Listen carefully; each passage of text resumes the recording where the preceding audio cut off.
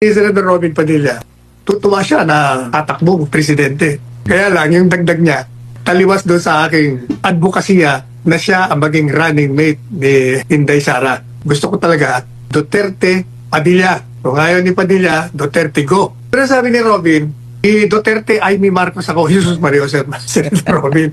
So bagay, alam ko naman nagbibiro. Pero kahit na nga seryoso, Diyos ko namang maawain. Eh nakita nyo nga Duterte Marcos nagka-leche-leche na nga Ulitin mo na naman yung Duterte Marcos. Yung Marcos Duterte nagkaloko-loko na nga Lalo pa dito sa balat kayong ito.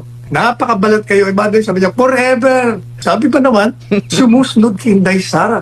Sunod-sunuran lang ako dyan, forever friend. Pero tinamaan ka ng magaling. Amy, wala ka nga nung ang iyong kaibigang sinasabi mong forever, hindi makapasok sa Villamor Air Base. Hindi ka man lang nagpakita, hindi ka man lang nagpahayag ng suporta. Kasi kung pumunta ka ron dahil kapatid ka ng presidente, matatakot sa'yo. Yung mga nandun, papapasukin si Inday Sara. Hindi, nanahimik ka. Hindi lamang isang linggo, maraming linggo. Nagsimula ka lang magsalita nung bagsak ang rating mo sa pagkakandidatura mo sa Senado. Tsaka ka lang nagsipsip ng gusto. Napakabait naman ng Inday Sara, sinuportahan ka. Kaya nakaligtas ka sa bingit ng kahihiyan, sa bingit ng pagkatalo bilang senador. Kaya nandun ka, nangunyapit ka dun sa dulo. Mabibilis yung mga balat kayo na magsipsipan sa kanya lalo. At yung mga kumontra naman ay magbabalikan. Yan ang nakikita po natin yan.